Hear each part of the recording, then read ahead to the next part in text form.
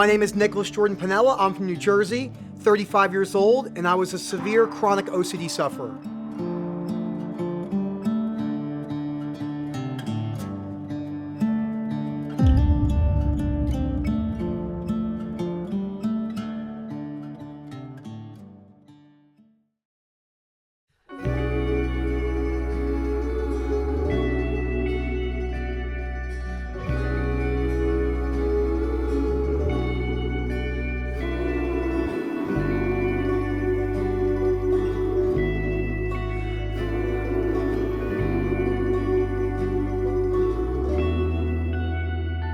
I have what's called sensorimotor OCD / hyperawareness, which is hyperawareness of bodily sensations. Started off with tinnitus, ringing in my ears. That was about 6 months. Then it went to blinking, saliva swallowing. That's kind of what landed me in the mental hospital 6 months after it started chronically. Then I had severe panic disorder and GAD, generalized anxiety, which those comorbidities are very high. And then I had horrendous body dysmorphia. 24/7, am I overweight? Am I fat? What do I look like in my clothes? Do I not have any muscle on my body? That ruled my life for almost 16 years. Every day.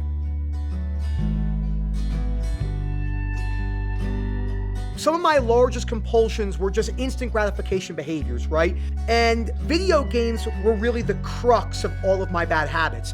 When I was stuck with OCD, when I was playing those video games, when I was smoking, if I had my Juul pod and a Monster can, playing video games honed in, nothing else mattered in the world. And the second I put the video game controller down, all of my OCD symptoms would just come flooding back in like a gate that just released, and the water is just rushing through the town, flipping over cars, going through house doors. And I didn't want to feel that. So I escaped for a very, very long time. And it had extreme damage on my marriage, my career, everything for a very long time.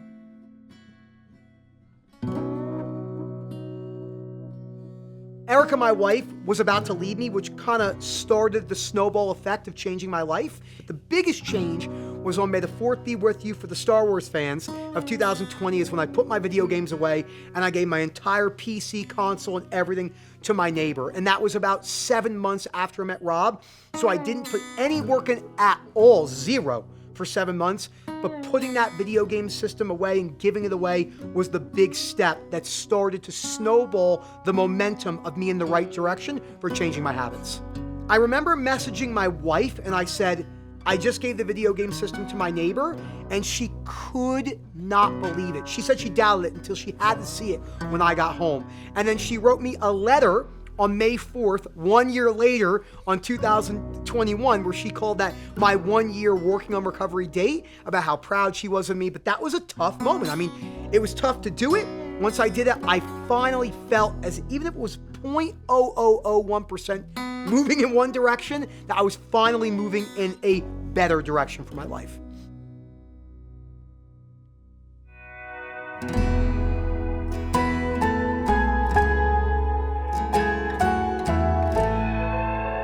So right now we're driving up Ruxton Avenue, which is the road that goes up and down to the Manitou Incline where Bar Trail starts, which leads you to America's Mountain, one of the 14ers here, 14,115 feet. The Manitou Incline is one of my favorite hikes on the planet. It's not so much a hike as it is a challenge. It's 2,768 steps, 2,000 vertical feet, and 0.8 miles. It is a challenge, an absolute challenge. A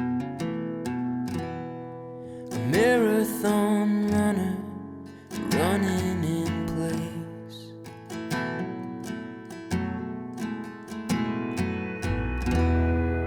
carved through the hills like a river to nowhere.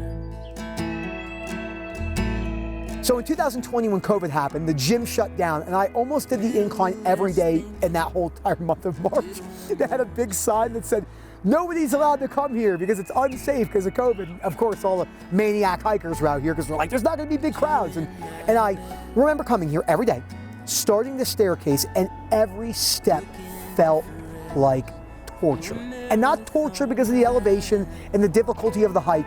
The torture was the breathing, was the saliva, was the heartbeat, was just...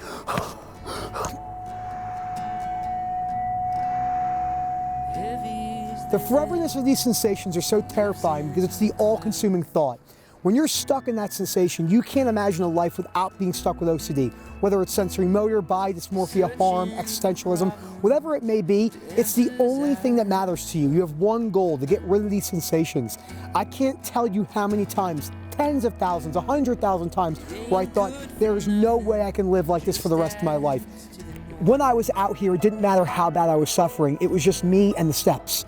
This monotonous, just one more step, keep pushing yourself over and over and over again. And then I would do it 10 times, I would do it 30 times, I would do it 50 times, I would do it 100 times, and meeting these cool people and getting better and better, and all my addictions were going away and everything like that. But where I am today is a completely different person. It's hard to even think about how stuck I actually was. And hearing that hope for so many people that we work with, it doesn't matter where you live, what your religion is, what color your skin is, how big or skinny you are. We work all over the world. We can show you how to recover. We have been there ourselves. We could teach you how to break down your beliefs and change your behaviors. But I'm telling you, you can get to OCD recovery. You don't have to put up with a life of symptoms, AKA coasting, or AKA lumping it, terms that we coined at OCD Recovery by Rob Bray. So what's it like now doing the Manitou Incline? It's a completely different experience. And I can tell you it's a lot more enjoyable because I'm not stuck with chronic OCD 24/7. So yeah, absolutely.